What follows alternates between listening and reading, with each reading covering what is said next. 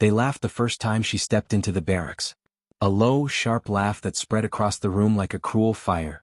Their eyes locked on her face, on the faint but jagged scars that ran from her cheekbone down to her jawline. She could feel their stares more than their words, but when the whispers turned to jokes, she lowered her eyes and pretended not to hear. Except she did hear every word. And each word cut deeper than the scars ever could. But what no one in that room knew was the truth behind those marks, a truth powerful enough to silence even the loudest soldier. She held her breath, trying to blend into the walls, but you can't hide in a place like that. One Marine, broad-shouldered and arrogant, smirked and asked if she'd picked a fight with a wildcat and lost. Another said her face looked like a map of mistakes. She bit her tongue, refusing to defend herself. If she spoke, her voice would tremble, and trembling wasn't allowed here. She had fought too hard, bled too much to let them see her break. Still, her chest tightened with each laugh that followed. Would they ever see her as anything but the scars on her face? That night, she lay on her bunk staring at the ceiling, the laughter echoing in her mind.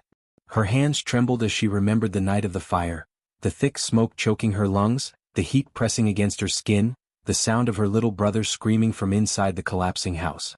She hadn't thought twice. She had run back in, flames clawing at her skin, dragging him out with everything she had. The fire had left its mark, but her brother was alive. That was the only thing that mattered. But no one here knew that. No one here cared. They just saw the scars. And still, she whispered to herself, "Hold on. Tomorrow will be different." The next day training was brutal. She was slower than most, her body still stiff from old burns, but she pushed until her muscles screamed. Sweat mixed with memory, every step reminding her of why she was here. She wanted to serve, to protect, to prove that sacrifice wasn't weakness. The others watched, still mocking under their breath, but she didn't stop. Each insult became fuel. Still the sting remained. Would her scars always speak louder than her courage? 1 week later everything changed. The general arrived unannounced for inspection. His presence alone silenced the room, his boots hitting the floor like thunder, his eyes sharp and commanding. He walked down the line of Marines, inspecting each one without a word. And then he stopped, in front of her. His gaze locked on her face, and for the first time since she had arrived, the room went completely still. The mocking Marines smirked, expecting him to turn her away, to confirm what they had been saying. But instead the general froze. His eyes softened, his jaw tightened, and his hands trembled almost imperceptibly. He whispered something under his breath, something only she caught. "It's you." The words hit her like a storm. The room held its breath. The general straightened, but his voice cracked with emotion as he spoke. Years ago there was a house fire near the base. A young girl ran through the flames and carried out a boy half her size. She collapsed before the medics arrived, her body covered in burns. I was one of the men who pulled her from the wreckage that night.